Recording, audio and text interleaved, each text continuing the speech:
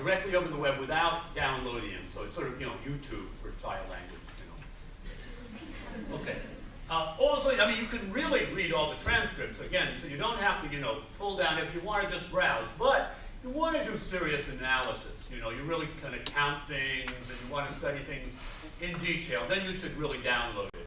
You don't have to worry about, having the network go down or something. Okay. Yes, sir. Yep. Is there a Yes. way to connect downloaded coded data with the video? Oh, we can do that. Well, for example, I mean, I can do that right now. It just is in real time. So the let's say, as an example, I'm not going to use video. Oops.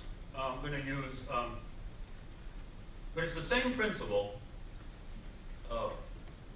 Why don't I do it after I get out? But basically, it's very easy. What it is you use, you open a transcript, and if it's already transcribed, then all you do is press a space bar after every utterance, and it links it. Okay, and I can show it to you. It really is easy. It's built on a system called Transcriber. I mean, it copies a system called Transcriber that is used a lot in the speech community. I mean, they built this kind of, space bar pressing. And I can link, for example, I was going to show you, I could link the Duker transcript, which has never been linked. So I do this like when I'm bored sometimes. Just link a transcript on the plane, And it's good because that gives you also the capacity to listen to it, right? So you learn something. And I guess, I learned some Spanish or something, I don't know what I learned. But, anyway, it's really easy. So if you already, but that's assuming you already have it transcribed. Now, if it's not transcribed, you still have to transcribe it, and that you can also do with the audio, but then it's more difficult. Then you have to use another system. But are you talking about it's already transcribed? Yeah, I'm talking about the data that's out there. But some of it's already linked. You don't have to do anything then. But after downloading it to... Then it's trivial. Okay, so I wouldn't really have to, that I could maybe just show you then. Best thing might be to leave this. You see. Well, let me summarize this. So you can get the data, the program, the manuals. Then there's this whole system for morphosyntax. Let me show you where you get that. We already showed the digital video.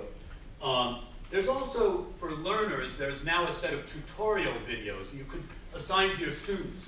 Those of you who want to use Childs in a classroom, right, for teaching, I do this actually. I just tell my students, go off, get some data, transcribe it, and I give them no help at all. And these are pretty good students that I have, though. And they do it. They make a few mistakes, but they do a pretty good job,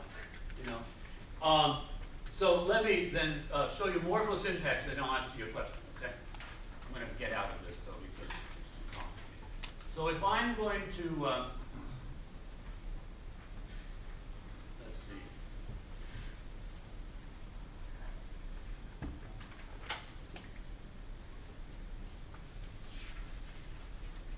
Well, basically, the first step is to go to the database, download a transcript for, let's say, a Duker.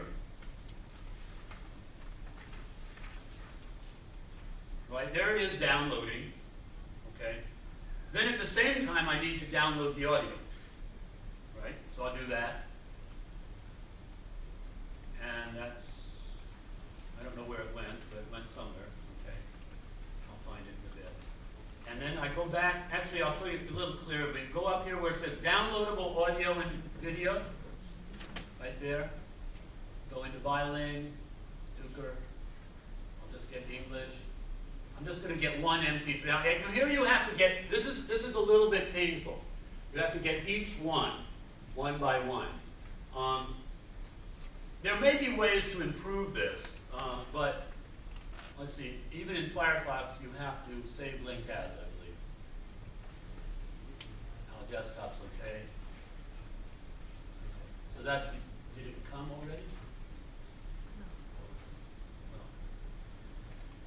Okay.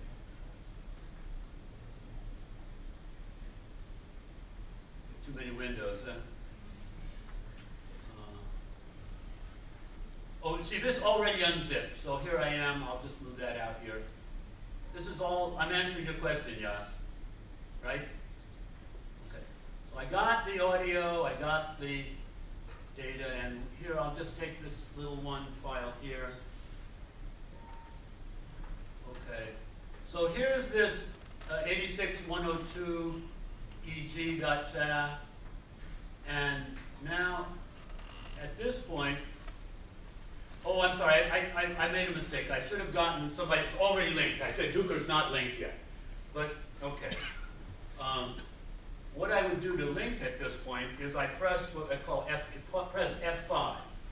It says where is the media, and it's on my desktop in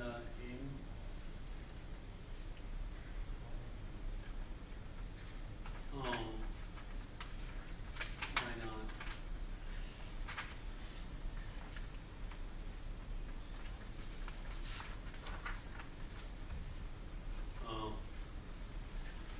Okay, I'm not, but that's the basic idea. I mean, I'm sorry, I'm doing something wrong now, not quite right here. So let me show you another version of this. Is, let's say if we went to, oh, really anything. So if I downloaded it, like say I downloaded the Forrester data. Here's this one. See these little bullets? Did you see what when I pressed do you see the numbers that came in here? You see those numbers? Okay, those numbers are usually hiding, okay? Because you don't want to see them. But those tell me where that utterance is. So then if I go,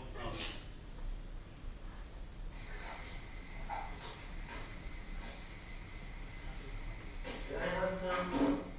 move it over. I always do this.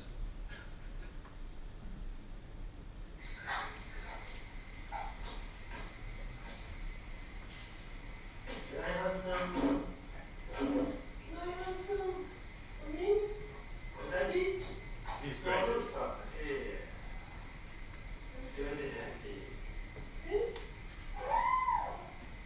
Okay. So those little bullets are the links. To create them, all I do is press F5. And then press F5 and then space. I'll show you later if you really, I mean, it's really easy, just, but right now I don't want. Okay. So that's, that's the idea. If you want a transcript, you download a transcript. You want the media, you download the media, and you can play it, or you can play it over the web either way. But let's go back to the morphosyntax side, which is back here.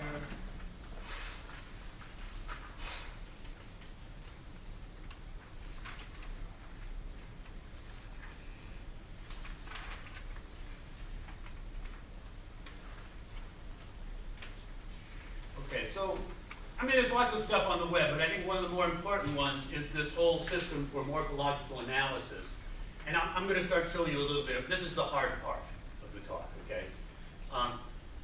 We have these morphological analyzers for different languages.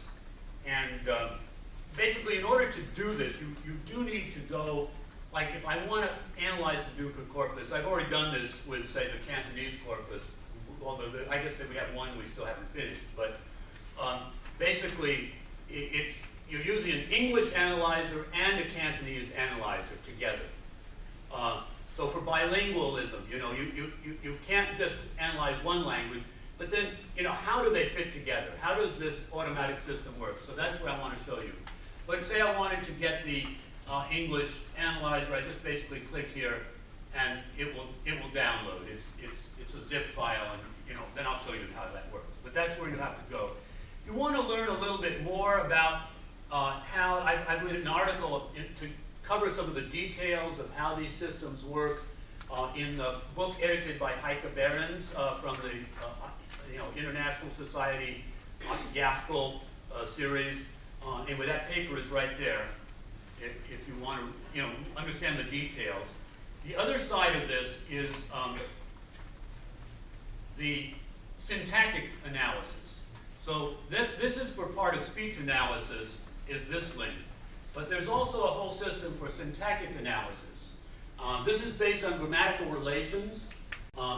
once you have a part of speech, then it uses, basically computational linguistic techniques to make a connected structure between the words in terms of for English, about 23 major grammatical relations.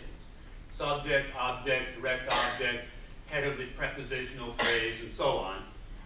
And then we also have that now for Spanish and Hebrew. I think we'll probably do Japanese pretty soon too.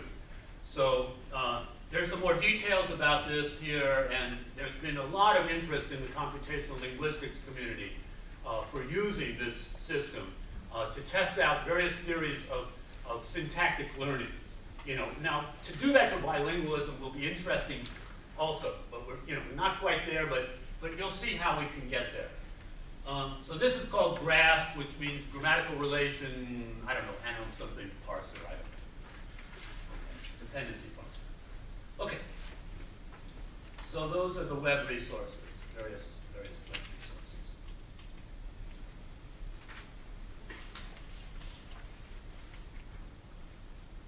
Problem with that is it always takes you back to where you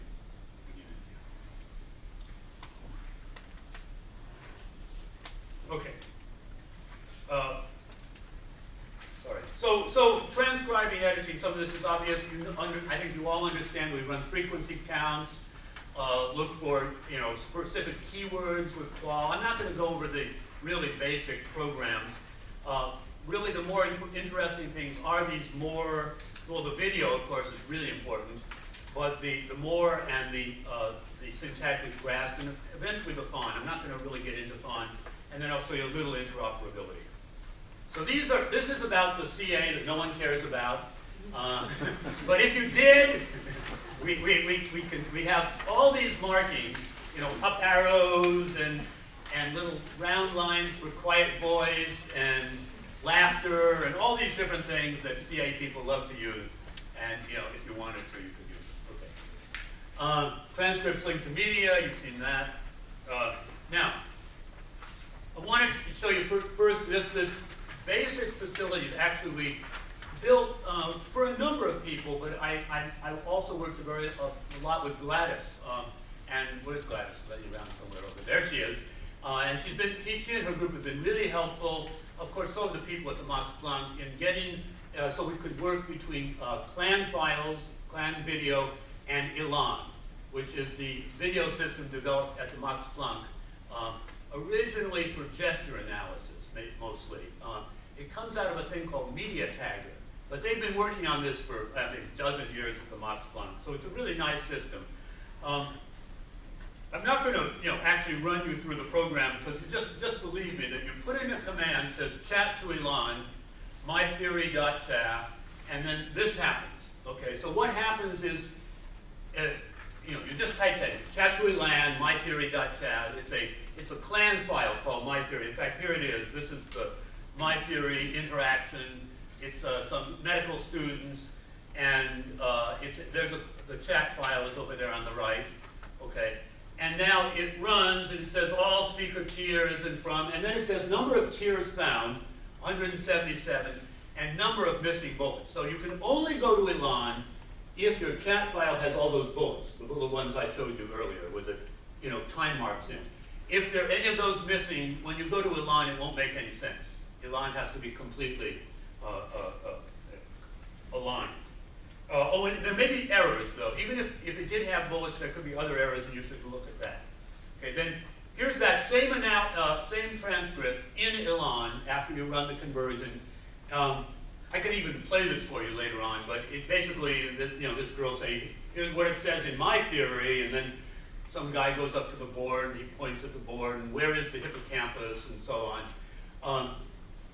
The nice thing about Elan is that, you can see speakers, gestures aligned with, actual perfect temporal value. You can drag these little lines back and forth. You don't really get that in CLAN. CLAN gives you a transcript, which you can publish, you can read and understand, but this gives you the overlap of events in a clearer way. So this is called partitur, or partiture, I guess, notation, like a musical notation. And both forms are really great. Okay. So you can also come backwards, so elan to chat. And then it'll actually look exactly like the original. In fact, we can run a program that can prove that it's the same. And that's what we call a round trip. So you never lose data. You go from one program to the other, and you come back, and you haven't lost anything. But if you edit over in elan, you could put in some stuff. When you come back to chat, chat is much more demanding. Elan, you can put in any junk you want as long as it's aligned. They don't care. But in chat, we have some principles about what words should look like. We have more terminators, what is an utterance, all these structures. And when you came back to clan, if you did a lot of work in elan, come back to clan, you might have some things you'd have to fix. Just run check. Okay. So here's some work from Sotarakita showing some work in elan.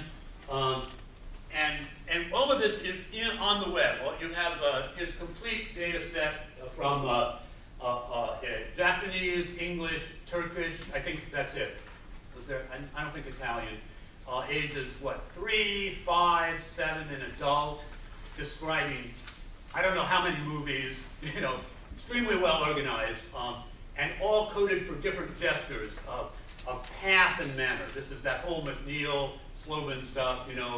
Path, manner, thinking for speaking, all that stuff, And it's all on the web, and you can view it over the web, download it, whatever.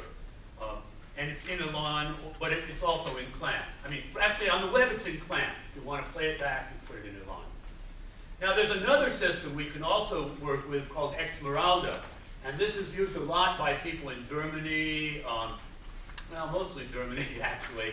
But maybe also France a little bit, some English people. It does pretty much the same, but in a way, it's a little bit easier to use than elan. I don't know, it's very similar, a little more flexible than elan, but maybe both systems are great. Okay, and it does the same alignment thing, and we can go into Esmeralda and come back. The other one that we're working on is called Anvil. These are all video analyzing systems. Okay, so here's a great example from Gladys's group of Hong Kong Sign Language in elan. But a lot of these codes here, you'll see little codes, those are going to go back into clan, and when you get back to clan, you can do a lot of counts that you really couldn't do in elan very well. Elan just doesn't have sort of the counting facilities, although it does have some, but also harder to tag. It's really, anything works in anyone, that's great. We don't care. It's not a matter of we're trying to sell anything. We just want to make sure everybody can get their work done. If elan works, great, but when it doesn't, then we come back to clan and try to do things there. Okay. So this is just mentioning the corpora in the child bilingual side versus the things over on the other side. Some of them being real bilinguals, like Eva Epler's Jewish immigrants from Vienna after the war, or during the war, when they were young kids living in London, and they're code switching, great data, down to second language learners, like the people from Southampton have these huge corporas of second language learners. Okay. So now I want to talk about bilingual analysis using these tools. And I'm going to use examples here from Virginia's and Stephen's data. Maybe just playing a couple from Alicia, English, at the age 2 years, 5 months, 3 days, and also Alicia, same period in Cantonese. Now these files are already linked. These good examples of that. And I want to show you how they're structured so you see what we have to do. Well, here's how the header works. So one thing we have to do right away is we have to declare what languages are present. And of course, in these data, there's English and Zhongwen, ZH, okay? Now, actually, it turns out that Cantonese is Zhongyue, okay? say ZH-YUE, but we just call it ZH. It's good enough, I guess, for these purposes. They've changed these are international codes. Actually, it's ISO 639. And there are 2-letter codes and 3-letter codes. Chinese Mandarin gets a 2-letter code. I don't think Cantonese even gets a 3-letter code. I'm sorry. It's just a type of Chinese. But, anyway, there are 6,000 of these codes. So how many, William, how many languages did you say there were? 2012. Okay, well that's it. That's the number there in this list.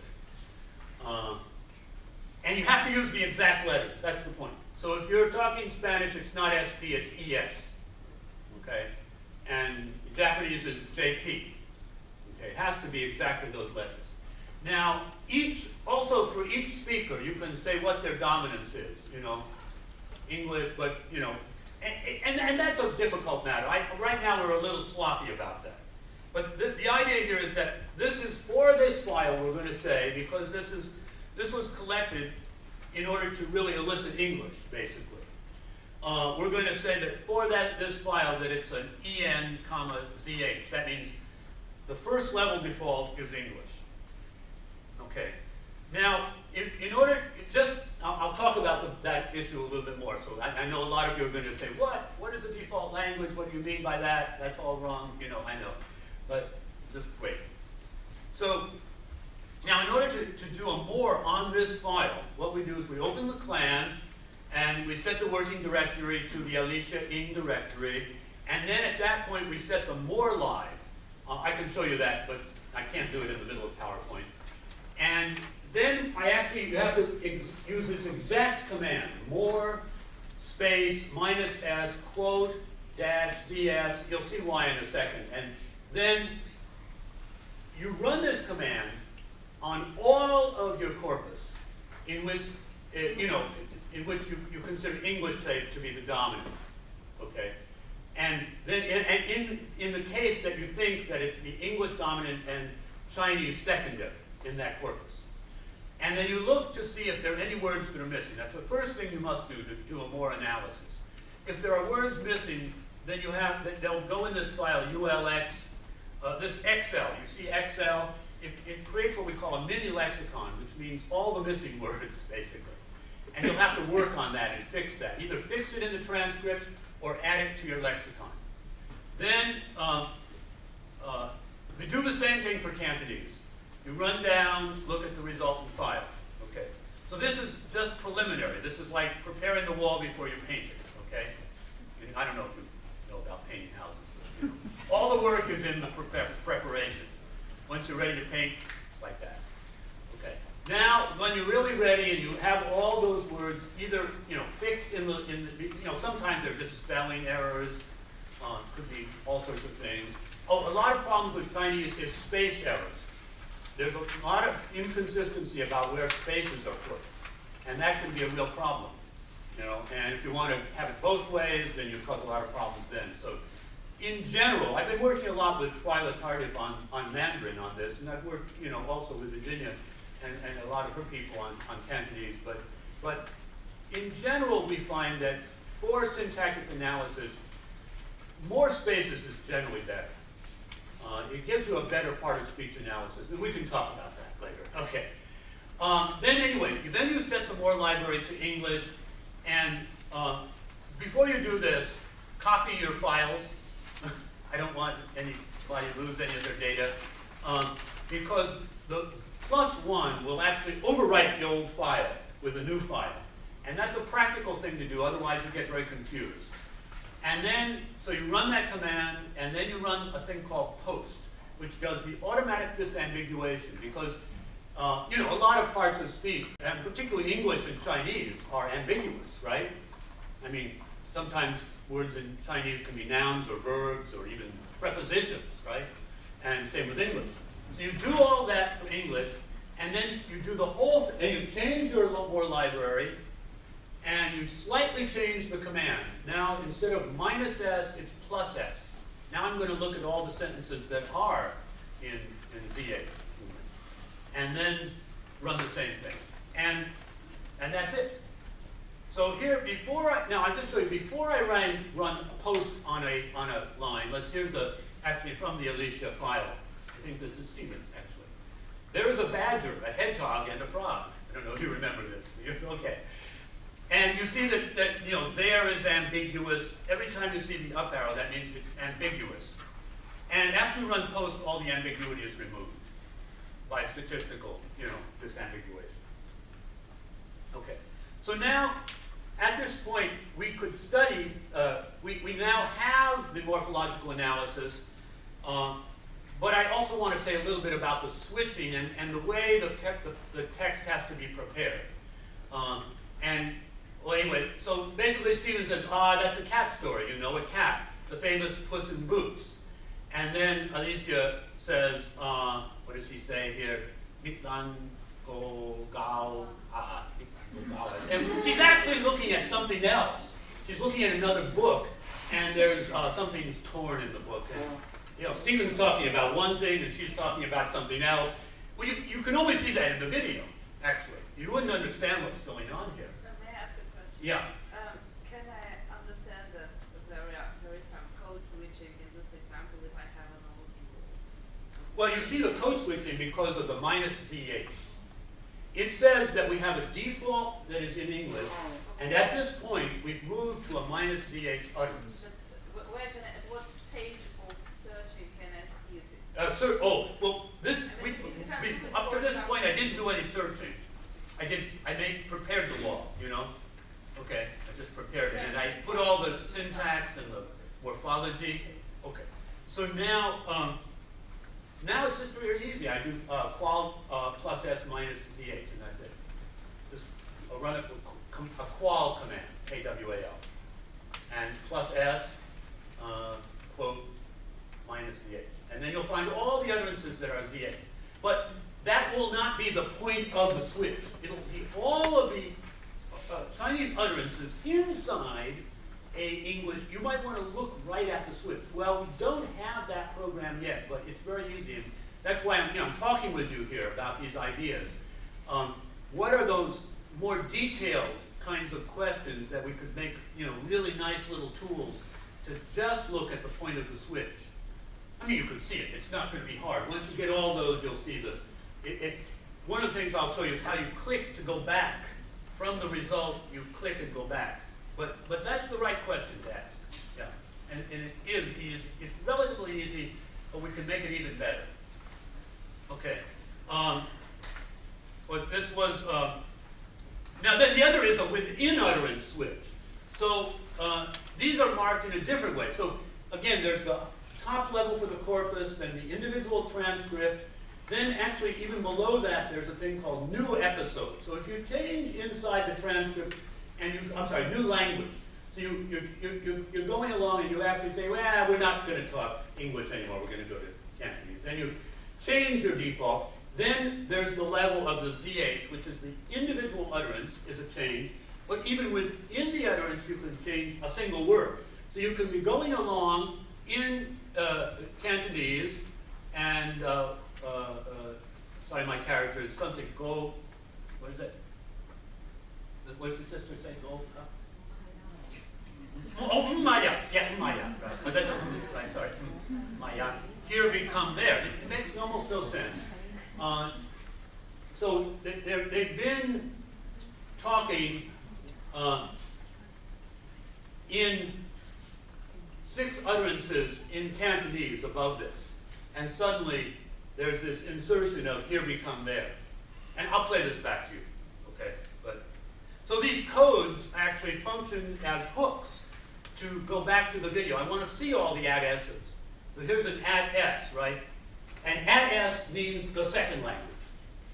Now, if there's a third language, or a fourth language, okay, then you would actually have to say @s:(DE for German, say.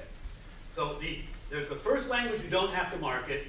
Second language, you would only mark the second language if it's if it's a single word, okay, or you can mark it with the precode. And you better look at the whole transcript to see this. You really need to see the whole thing. Okay, but using these codes, we can actually go in and look at what's going on. I'll show you. course, is Sophie's preference for talking to Alicia in Cantonese, you know, very clear. And she also shows her role as sort of a translator. So I'll play this for you. Then you can count these S's, all these things,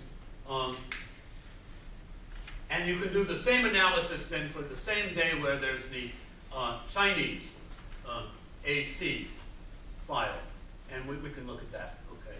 And then, you know, again, look more closely. We'll do it in a second. And so as let me get out of PowerPoint so I can do this. Okay, so let's look at that. So if we go to Alicia, and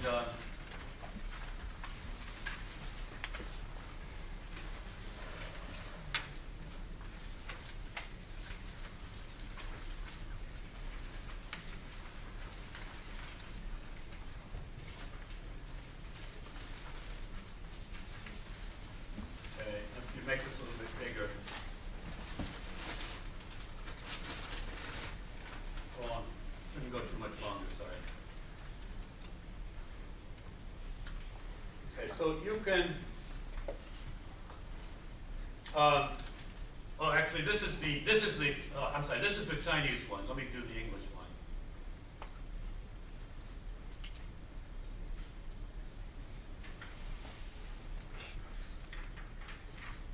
Okay.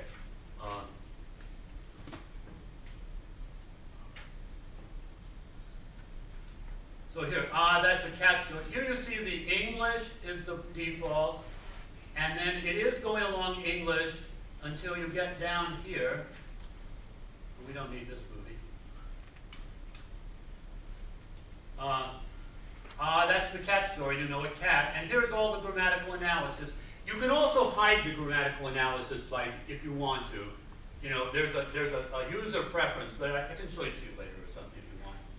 But then, okay, now if I had searched for all the ZH, I would have found this, but I can also just play from here too, just so you get a sense of it.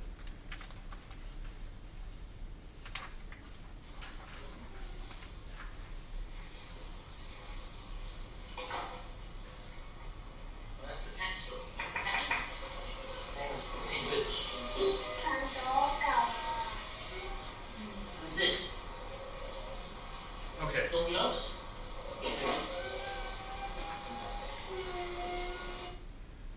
Okay. Yeah, I don't want to, you know, problem is I get so deep into this I could go on for hours, you know. Basically, let me say, one of the things, maybe the best thing to finish this is to show you how you use the searching to find the hooks, because there's, as I say, there's so much in these transcripts that it's just, you know, it's just great stuff, really. And I'm just trying to show you the mechanics, not the substance at this time. But let me just show you a slightly different example to give you a sense of what you want to do. This is from Pam Rollins. And you can get this, I pointed out this Rollins analysis. She's doing speech act coding, and the idea here is you search for all these cases of the mother and the child negotiating the immediate activity, let's say, some speech act code, and or discussing some kind of code. And you'll find all these using qual, and you dump them to a file. This is the answer to your question to some degree. From this file, if you triple click on one of these things, it takes you right to the file, and from there you just play back the interaction. Okay, well, he's Tim, but he's David. Oh well. Okay, so the idea here is that you look for something, you find it in this text file, and the same thing I think for the bilingual switches, or any code really. And now, in the case of the Rollins, it's particularly interesting because she also did a thing where she would have two undergraduates check to see if they agreed with her coding system for reliability. And if they disagreed, we have another program called Rely. You could actually dump all of those disagreements into a file. So here's an example, my last example. What? call mismatch. So these are all the mismatches. And you see that one coder said, discuss here's activity, why. So here's another disagreement. You want to go to the disagreements. So you open exactly where the disagreement is. And you find that there was a disagreement in the Speech Act code. And here you can then play it back to yourself.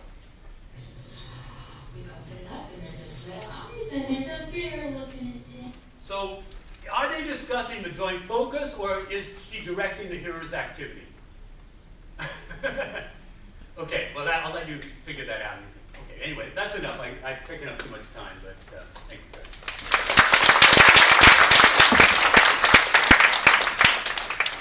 Maybe if you have questions, stay out. So I took up so much time. Well, thank you for the state of the art. Okay, hopefully, yeah. And we have the help center here in 24 hours. So, I have some announcements. Yeah.